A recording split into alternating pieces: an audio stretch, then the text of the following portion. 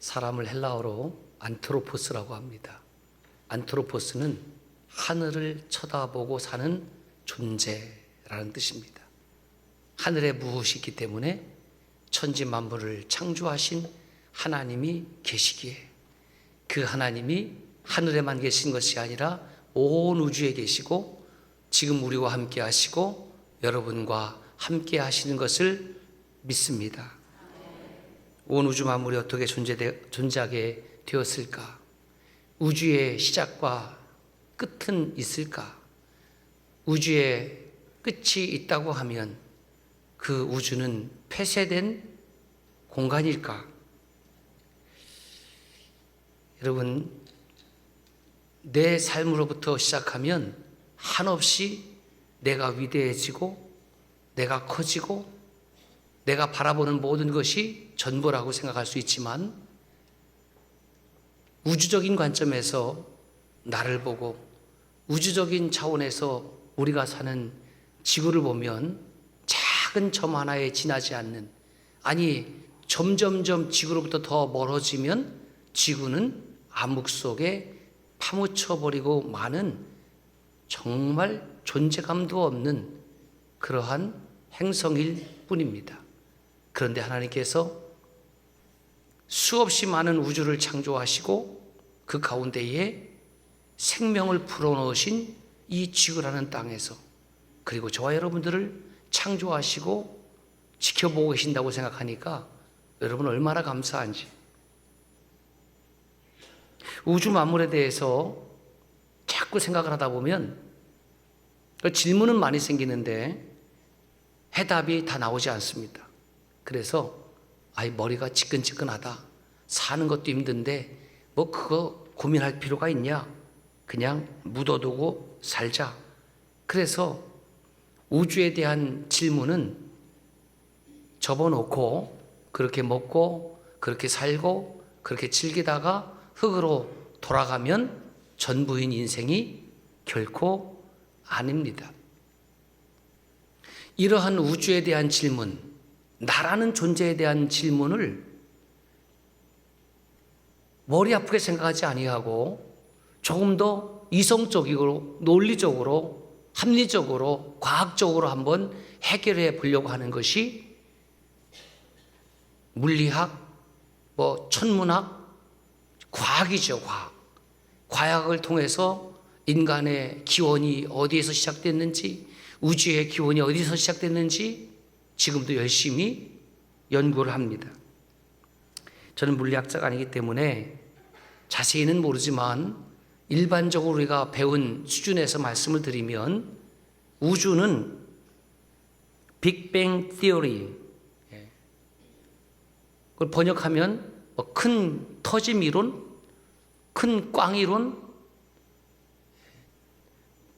또 빅뱅 티어리 하면 뭔가 좀 대단한 것 같은데 실제로는 그 무엇이 1초도 안 되는 시간에 어마어마한 터짐이 있는데 그 터짐이 1의 28승 1, 0, 0, 0, 0, 0, 0, 0, 0 그렇게 인플레이션, 이게 확장이 됐다는 거예요. 그 지금도 과학자들은 우주가 팽창하고 있다는 데 동의합니다.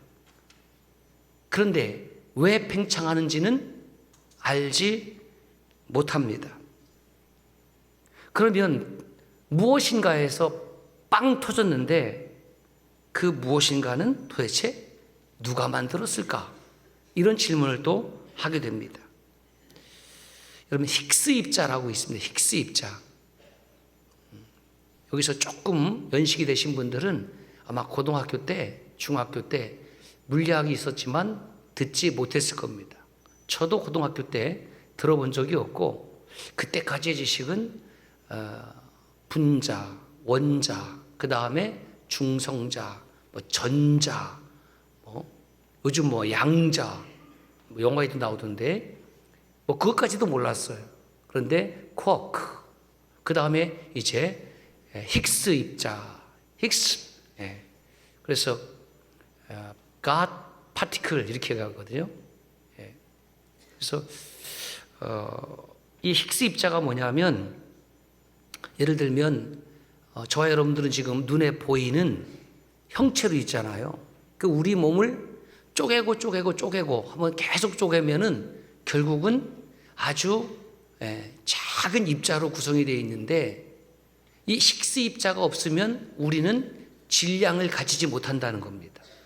그 힉스 입자가 탁 쳐야지만이 우리는 무게를 가지게 된다는 겁니다. 여성들이 상당히 힉스를 좋아할 가능성이 있어요. 탁 치는 순간에 여러분들의 몸무게가 사라져 버리는 겁니다. 저울에 놀라운 역사가 일어나죠. 그런데 힉스 입자가 없다면 우리들은 무게를 갖지 아니하고 허공에 뜬 마치 영화에 나오는 유령 같은 존재가 된다.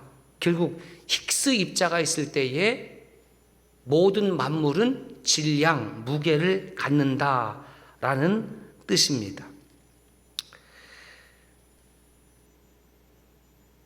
그래서 힉스 입자를 다룬 책이 하나 나왔는데, 리언 레이더먼이라는 노벨 물리학상을 받은 교수님인데, 이런 책 제목이 이런 거예요. Goddamn particle.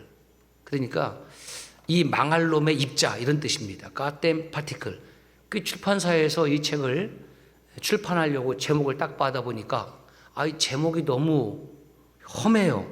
그래서 출판사에서 이러면은 교수님 책이 안 팔릴 테니까 뒤에 댐자를 뺍시다. 그래서 Goddamm에서 댐자를 빼니까 God particle. 그래서 신의 입자 이렇게 됐는데, 그래서 힉스 입자가 신의 입자가 된 거예요. 그렇다고 해서 그들이 말하는 하나님, 우리가 말하는 하나님이 만들었다, 그렇게 인정하는 것은 아닙니다. 2012년 7월 4일 날 힉스 입자가 그 힉스라는 물리학과 교수님에 의해서 이론으로 나온 지 약 48년 만에 프랑스와 스위스 사이에 이 입자를 충돌시키는 대형 강입자 충돌기가 있어요. 한번 화면을 보여주실래요? 저 가운데 계신 분이 힉스 교수님인데, 이분은 지금 이제 별세하셨고, 프랑스와 스위스 사이에 저런 대형 강입자 충돌기를 이제 만들어 놓고 이제 물리학 실험을 하는 겁니다. 그래서 그 다음 화면을 보시면 입자를 빠르게 가속시켜서 충돌시킨 결과 생성되는 다양한 입자가 그 힉스 입자의 특성과 한번 일치하는 흔적을 보였다, 이렇게만 제가 조사해 보니까 나와 있더라고요.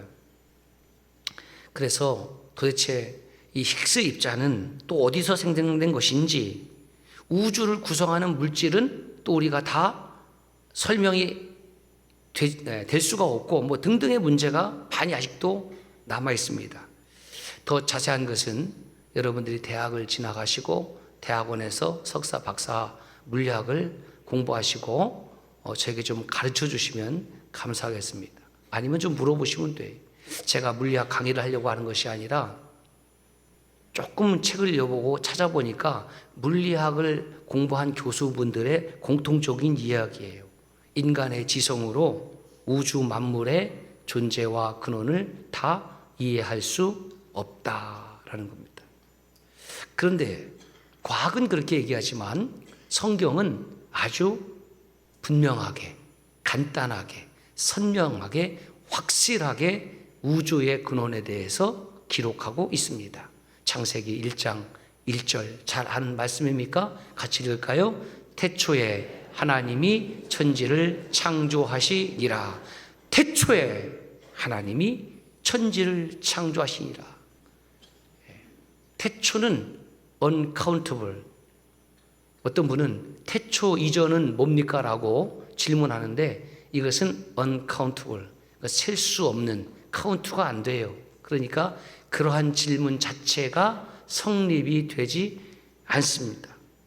태초에 우리가 알지 못하는 영원에서 영원까지 창조주 하나님이 천지를 창조하셨다. 이 한 문장에 대해서도 전할 말씀이 많이 있는데 그건 다음에 원어를 가지고 한번 여러분들에게 말씀을 전하도록 하겠습니다. 이 창세기를 기록한 사람이 누구냐면 모세입니다. 모세가 창세기, 출애굽기, 레위기, 민수기, 신명기를 기록했습니다. 애굽의 왕궁에서 교육을 받고 자랐기 때문에 그때 당시로는 최고의 석학이라고 해도 과언이 아닌 사람이 모세입니다. 그러면 그가 애굽에서 배운 지식으로 성경을 기록했다고 하면 이 우주는 여러 신들 중에 하나인 야훼라는 신이 창조했을지도 모른다거나 아니면 수없이 많은 신들이 있다라고 기록했을 법하잖아요. 모세는 그런 문화 속에서 40년까지 교육을 받고 자랐기 때문에.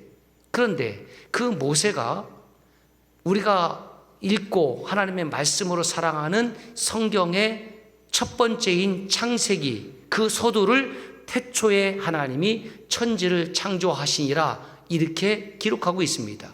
왜 그렇게 기록했을까? 그것은 하나님께서 모세에게 그렇게 말씀하셨기 때문입니다. 그러면 하나님은 왜 그렇게 말씀하셨을까? 하나님께서 온 우주를 창조하셨기 때문입니다. 하나님만이 인간이 만들어낸 어떤 우상이나 신들이 이 세상을 창조한 것이 아니라, 그렇게 이야기하는 것이 아니라 우리가 섬기는 아쉐르, 예흐의 아쉐르, I am so I am, 나는 스스로 있는 자니라, 우리를 구원할 자 야훼, 그 하나님께서 온 우주를 창조하셨다라고 선명하게 말씀하고 있습니다. 그리고 모세는 그 하나님의 말씀을 가감하지 않고 정확하게 기록하고 있습니다. 왜 그렇게 기록했을까? 모세가 배우지 못했기 때문에? 모세가 지성이 없기 때문에? 아니에요. 모세는 시내산에서 하나님을 분명히 만났습니다. 불이 붙었으나 타지 아니하는 떨기나무 속에서 그는 온 우주 만물의 창조주이신 야훼 하나님을 만났습니다. 경험했습니다. 그래서 그 하나님의 말씀을 그대로 정확하게 기록한 것입니다. 여러분, 하나님을 만나셨습니까? 아직 만나지 못했습니까? 여러분들의 불타지 아니하는, 불이 붙었으나 불타지 아니하는 떨기나무는 과연 어디에 있습니까? 여러분, 이 예배당이, 저와 여러분들이 정기적으로 드린 이 예배를 통해서 떨기나무 가운데에 임재하시는 창조주 하나님을 반드시 만나기를 주의 이름으로 축원합니다. 사도 요한은 요한복음을 기록했습니다. 예수님의 제자들 가운데에 가장 오래 산 분이지요. 그리고 요한복음은 이 땅에 오신 예수와가 바로 하나님이시다라는 사실을 변증하고 있는 복음서입니다.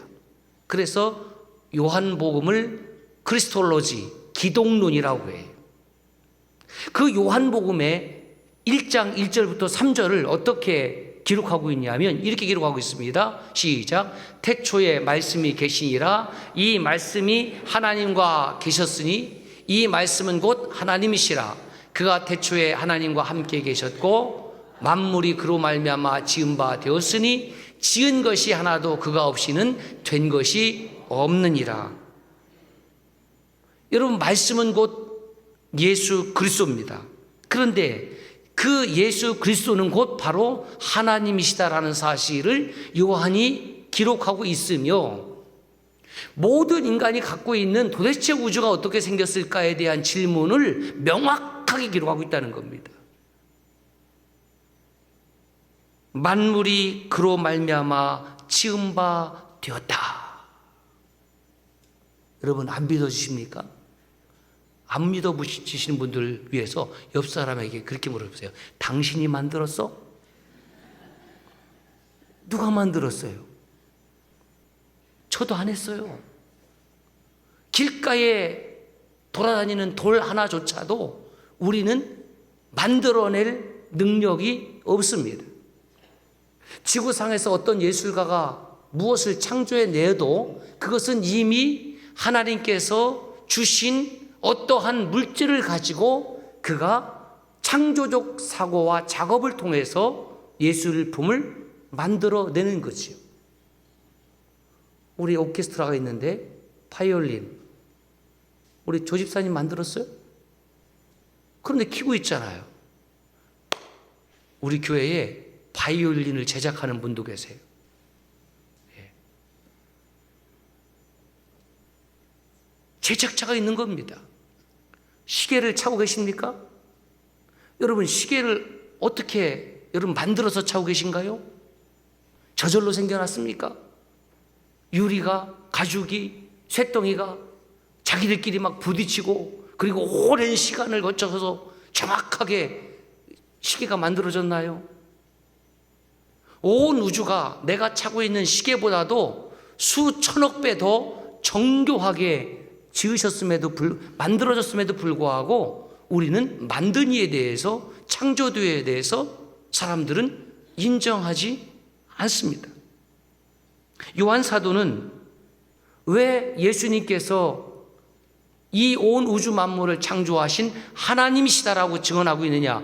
요한 사도는 3년 동안 예수님을 예수하로, 메시아로, 그리스도로 체험했잖아요. 만났잖아요. 예수님과 함께 먹고 자고 주님의 말씀을 들으면서 이분이 이 땅에 오신 바로 창조주 하나님이시다라는 놀라운 사실을 깨달은 겁니다. 예수님의 11제자가 어떻게 순교의 자리까지 나아갈 수 있었습니까? 우리는 왜 매주일 동일한 시간에 동일한 장소에서 이렇게 예배로 모일까요? 예수 그리스도는, 그분은 바로 나를 지으신 하나님이시다. 할렐루야. 이것은 삶의 고백입니다.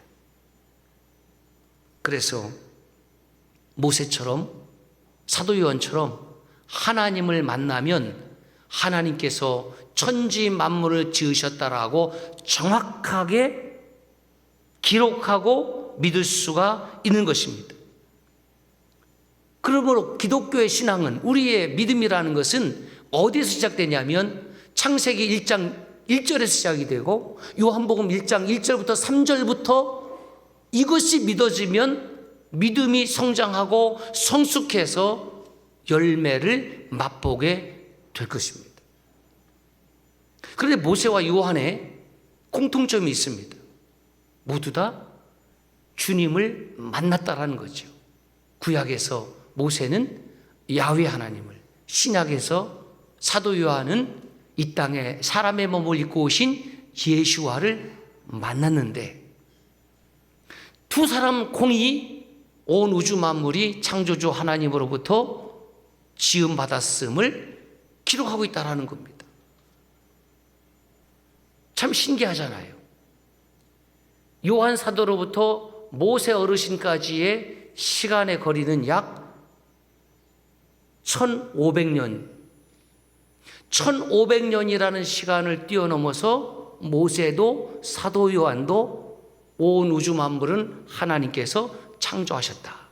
그런데 성경을 읽다 보니까 그 모세와 사도 요한이 만난 적이 있어요, 없어요? 있더라고요. 있어요. 어디에서? 변화산에서. 변화산에서 예수님이 모세와 대화할 때에 그 변화산에 같이 간 제자가 누구예요? 베드로, 야고보, 요한이거든요. 물론 요한과의 대화는 기록되어 있지는 않지만 예수님과도 대화했다고 하면 베드로와 야고보와 요한과도 대화하지 않았을까? 구경만 했을까? 궁금한 것도 좀 물어보지 않았을까? 상상만 해보는 겁니다. 나중에 주님 나라에서 꼭 한번 물어보고 싶습니다.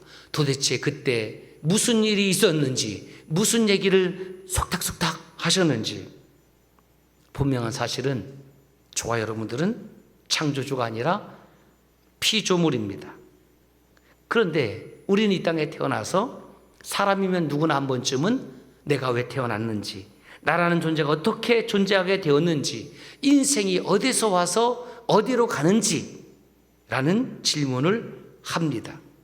그런데 성경은 이 질문에 대해서 너무나 또렷하게 이렇게 증언하고 있습니다. 창세기 1장 27절 말씀 시작. 하나님이 자기 형상 곧 하나님의 형상대로 사람을 창조하시되 남자와 여자를 창조하시고, 잘하는 말씀이죠. 근데 시편 100편 3절에 보니까 또 설명할 말씀이 있습니다. 시작. 여호와가 우리 하나님이신 줄 너희는 알지어다. 그는 우리를 지으신 이요 우리는 그의 것이니 그의 백성이요 그의 기르시는 양이로다. 그는, 하나님은 저와 여러분들을 창조하신 분입니다. 여러분들이 어머니의 태를 빌어서 이 세상에 오셨습니다.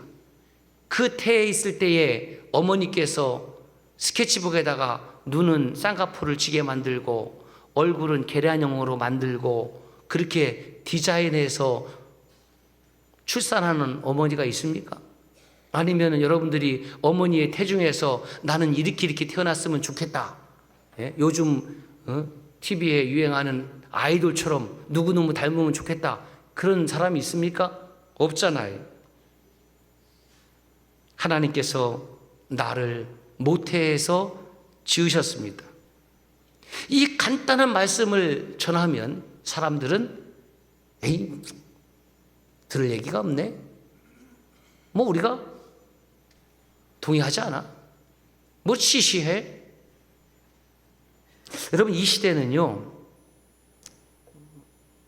지난주에 탈진실 시대, 포스트 트루트 에라, 탈진실 시대라고 말씀드렸어요.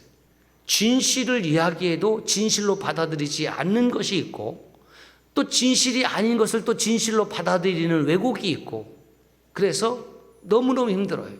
도대체 무엇이 진짜인지 무엇이 가짜인지 진리를 심플하게, 정말 간단하게 설명하면 사람들은 귀를 기울이지 않습니다. 어떻게 해야 되느냐면 어려운 말을 써야 돼요. 그리고 어렵게 얘기를 해야 돼요. 그리고 더 웃긴 것은 어렵게 이야기하는 그 사람도 몰라. 자기가 모르니까 어렵게 얘기하는 거예요. 알면 쉽게 얘기하는데. 그리고 듣는 회중도 쉬운 얘기하면은 진리는 하나님입니다. 하나님께서 온 우주 만물을 창조하셨습니다. 그러면 아멘이 나와야 되는데 안 나와요. 어렸을 때에 전 중학교 때부터 옛날 시골에는 그랬죠. 어른 예배를 드렸어요. 중고등부가 따로 없었죠. 뭐 전사님도 없었고 다른 목사님도 없으니까. 그게 마룻바닥에서 예배를 드리면 이제 기도하시는 분들이 있단 말이에요. 대표 기도.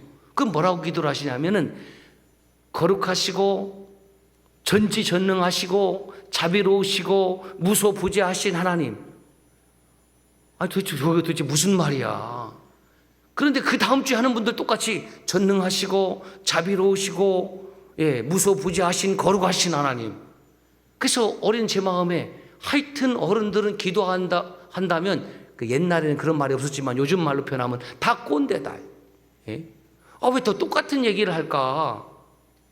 그때 기도했던 분들이 이 사실을 알고 기도한 분도 있었겠지만 모르고 그냥 다른 사람이 쓰는 말을 그대로 차용했을 가능성도 있지 않겠나 이런 생각을 해요. 그런데 하나님의 말씀을 연구하고 경공과 학문을 닦고 은혜를 받고 나니까 어떤 생각이 드냐면 전지전능하신 하나님이라는 말이 얼마나 귀한 말인가. 왜냐하면 나는 유한한 존재예요. 하나님은 무한한 존재예요. 나는 한계가 있고 나는 제한적이지만 하나님은 제한이 없잖아요. 나는 할 수 있는 것도 있고 나는 못하는 것도 있고. 그런데 하나님은 모든 것을 하실 수 있잖아요. 당연히 그래야지요. 나는 무능력한 것도 있는데 하나님은 전능, 모든 것에 능하신 하나님. 여러분, 저와 여러분들이 섬기는 하나님은 불가능한 것이 없으신 하나님입니다. 우리는 아는 것도 있고 모르는 것도 있습니다. 이제는 인공지능 시대에서 우리가 가지고 있는 지식보다 컴퓨터가 갖고 있는 이 인공지능 AI가 훨씬 더 많은 지식을 가지고 있는 시대가 되었습니다. 그렇다고 해서 다 압니까? 다 알지 못합니다. 그런데 하나님은 전지 모든 것을 다 아시는 하나님입니다. 우리는 이 3차원의 시간과 공간 안에 제한된 삶을 살고 있지만 하나님은 시간과 공간을 창조하신 하나님, 그래서 안 계신 곳이 없는 하나님, 이것을 한자로 하니까 무소부재하신 하나님, 이렇게 어렵게 쓰는 거예요. 그런데 그 의미를 생각하면 너무너무 귀한 말씀이다라는 겁니다. 예나 지금이나 진리를 어렵게 말하는 것은 종교 사기꾼들의 전유물이었습니다. 그들은 진리를 자신도 이해하지 못하는 어려운 말로 사람들을 속여서 자신들의 이익을 추구합니다. 그래서 어려운 말로 하면 무엇인가 있는 것처럼 사람들이 현혹당하는 것이지요. 주님은 자신을 향해서 어떻게 말씀하고 있습니까? 잘 설명하지 아니하고 주님은 자신을 만나라 그렇게 말씀합니다. 나를 사랑하는 자들이 나의 사랑을 입으며 나를 찾는 자가 나를 만날 것이다. 잠언 8장 17절 말씀입니다. 나를 만나라는 거죠. 마태복음 11장 28절에 보면 이렇게 말씀합니다. 시작.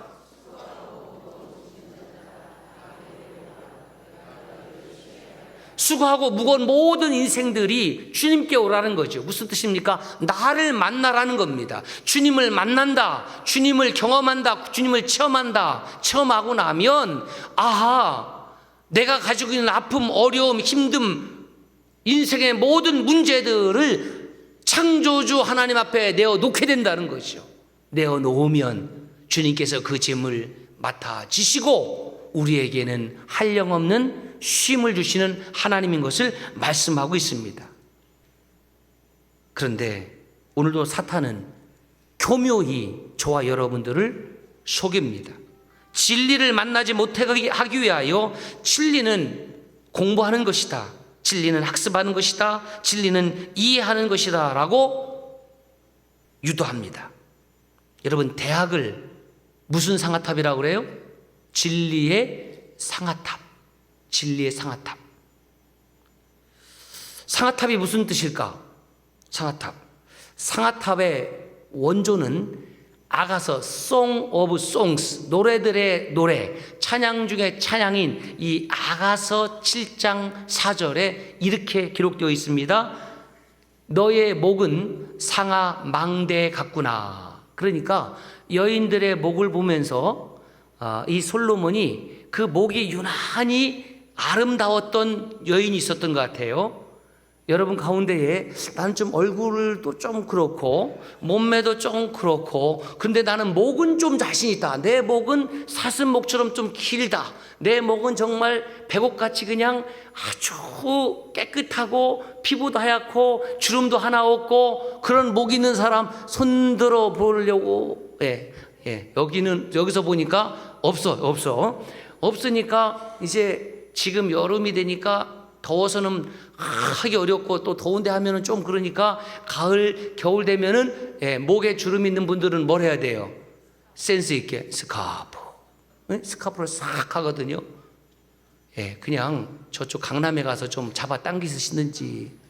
그러니까 이 목주름이라는 것이 사실은 인생 주름이거든요. 그 유난히 똑같은 연배인데도 목주름이 너무 심해서 스트레스 받는 여인들이 있어요, 없어요? 아주 큰 소리가 납니다. 격한 공감으로 있어요. 그런데 솔로몬이 본 그 여인의 목은 너무너무 아름다워서 마치 코끼리에 흰 상아를 쌓아놓았듯이 그 주름도 좀 있었던 모양이에요. 그런데 그것도 너무 예뻐. 그래서 그것을 상아 망대, 상아탑이라고 표현하는 것입니다. 그런데 이 귀한 말을 19세기 중엽 프랑스의 문예 비평가인 생트 부부라는 사람이 현실을 도피하는 말로 이 말을 바꿔버렸어요. 러일 전쟁 시대에 일본 어떤 학자가 나라에 전쟁이 일어나는 줄도 모르고 연구실에서 연구만 했어요. 그래서 그 교수님을 빚고 와서 너는 상아 망대 같다, 너는 상아탑 같다, 그렇게 이야기한 거죠. 그러니까 이 아름다운 상아탑을 현실을 잘 모르는 그런 비꼬는 말로 바꿨어요. 그럼 왜 대학을 진리의 상아탑이라고 하느냐? 진리를 추구하기 위해서는 현실은 잠깐 몰라도 괜찮고 부지런히 진리를 찾고 연구하는 곳, 이런 의미가 있습니다. 우리나라의 어쨌든 최고의 대학이라고 하니 서울대를 잠깐 이야기하겠습니다. 서울대의 교훈이 베리타스 룩스 미아입니다. 이 베리타스라는 것은 라틴어를 써놓은 겁니다. 베리타스 룩스 미아. 그 베리타스는 진리입니다. 히브리어는 에메트, 헬라어로는 알레세이아, 영어로는 truth. 룩스는 빛의 밝기를 룩스라고 표현하는데 라틴어로는 룩스는 빛이에요. 미아, 이것은 나의, 그래서 진리는 나의 빛, 이렇게 되어 있습니다. 그러니까 아마 서울대를 이제 만들면서 이곳은 진리를 발견해서 그 진리가 나의 빛이 되게 해야겠다, 이런 좋은 의미를 담고 있다고 제가 해석을 해봅니다. 그런데 그 서울대의 정문이 이렇게 조형물이 이렇게 되어 있어요. 가운데 이렇게 손바닥 모았듯이, 그건 시옷이죠, 시옷. 이것은 서울의 시옷입니다. 서울의 시옷. 그 다음에 오른쪽에 여러분 기역자 모양, 이것은 기역은 국립, 그러니까 국립 서울. 그 대학교가 있으니까 디귿자가 있어야 되죠. 디귿자. 어디 있어요? 서울대 안 나왔다고 너무 관심이 없는 것 같은데, 디귿자가 어디냐면 오른쪽에 뿔딱이 두 개가 이렇게 쭉 뻗어 있죠. 그것이 디귿이에요. 그것이 디귿. 그러니까 오늘 저와 여러분들 이거 공부를 했으니까 우리 모두 서울대 나갔다고 그냥 그렇게 하기로 합시다. 서울대, 그냥 서울국립서울대학교. 그런데 이 오른쪽에 서 있는 이 기둥을 보면은 마치 옛날에 그 곡간안의 열쇠 같은 모양이 보이죠. 곡간안. 그래서 이 서울대는 진리를 찾는, 그렇죠? 열쇠를 돌려서 무엇인가 찾아내는 그런 의미가 담겨져 있다고 그들이 얘기더라. 그들이. 그래서 서울대는 진리가 나의 빛인데 그 진리를 어디서 찾느냐? 이 대학에서 공부해서 진리를 찾으라고 이야기를 하는 거예요. 그러나 주님은 이렇게 말씀하십니다. 요한복음 14장 6절에 나는 길이요 진리요 생명이니 나로 말미암지 않고는 아버지께로 올 자가 없다. 에고 에이미 해 호도스카이 해 알레세이아 카이해 조에 이렇게 있어요. 단어가 에고 에이미는 나는 무엇이다, 이런 뜻입니다. 거기에 노란색으로 여러분 보이시지 모르지만 호도스라는 것은 길, 그 다음에 알레세이아는 진리, 그 다음에 나오는 것이 지렁이 이렇게 위에서부터 아래로 쭉 나온 것이 조회, 이게 생명이라는 뜻입니다. 여러분 진리는 뭐가 진리일까요? 여러분 무엇을 진리라고 생각합니까? 저는 진리는 죽음을 가져다 주는 것이 아니라 생명을 가져다 주어야지 진리라고 생각합니다. 저는 진리는 변함이 없어야지 진리라고 생각을 합니다. 저는 진리는 영원해야지 진리라고 생각합니다. 어제까지만 진리였습니까? 오늘은 진리가 아닙니까? 내일까지만 진리입니까? 그럼 진리일 수 없습니다. 그래서 히브리서 13장 8절에 보니까 주님은 자신을 향해서 뭐라고 표현하고 있냐면 이렇게 표현합니다. 시작. 예수 그리스도는 어제나 오늘이나 영원토록 동일하시느니라. 여러분 우리가 영원토록 동일한 사람이 어디 있습니까?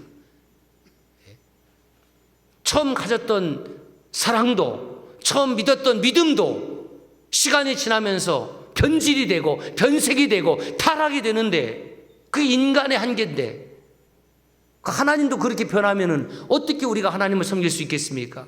우리가 섬기는 우주 만물을 창조하신 창조주 하나님은 어제나 오늘이나 영원토록 변함이 없으신 분이시고 그 하나님은 우리에게 생명을 주신 하나님이십니다.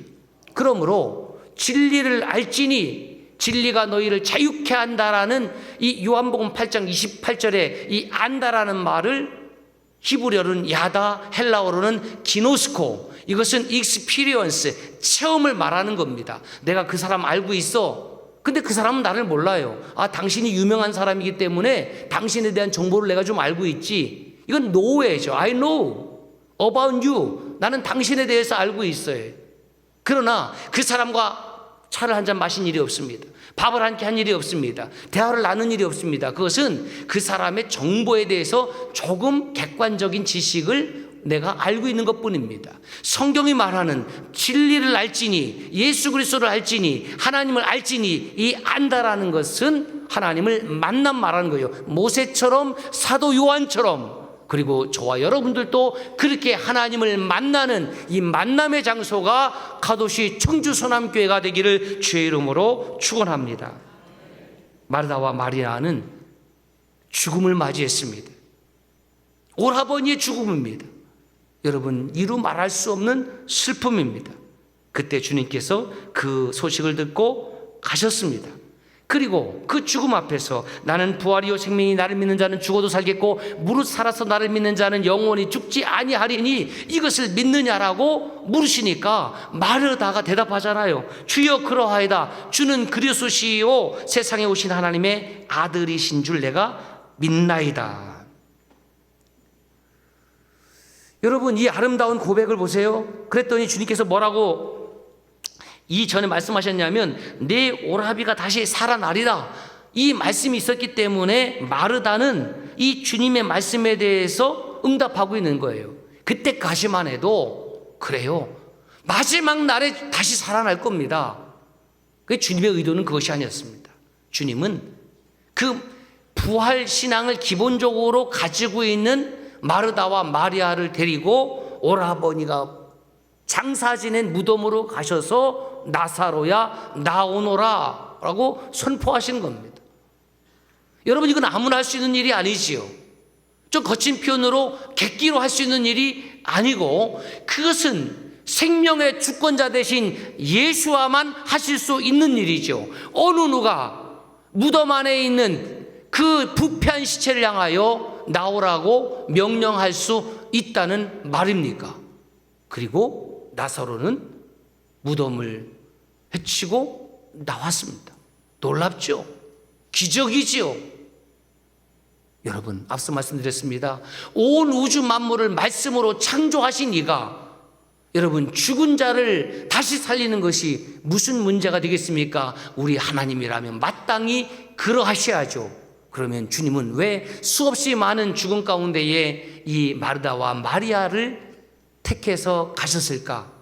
그들은 기본적으로 하나님을 신실하게 믿었고 예수 그리스도가 바로 메사이아 그리스도라는 사실을 믿었고 예수 그리스도를 믿는 자에게 부활의 영광이 있다는 사실을 믿었기 때문에 생명과 부활의 주인 되심을 예수님께서 드러내고 계시다는 뜻입니다. 여러분, 이것을 기억하십시오. 진짜 신앙, 진짜 하나님은 우리를 영원한 생명으로 인도할 수 있어야 하나님입니다. 잠시 신앙생활 할 때 잠시 은혜를 맛보고 잠시 복을 누리고 그런 하나님이 아니라 우리가 믿는 하나님은 지금부터 영원까지, 그러므로 그리스도의 삶이라는 것은 현재에서 영원을 잇대어 사는 삶입니다. 사랑하는 여러분, 여러분의 인생길에서 진리이신 예수님을 반드시 만나십시오. 그리고 지금처럼 먼저 예수님을 만나서 동행하는 사람들과 믿음의 길, 구원의 길, 영생의 길, 예수의 길을 걸어가는 은총이 있기를 주의 이름으로 축원합니다. 하나님 아버지, 감사합니다.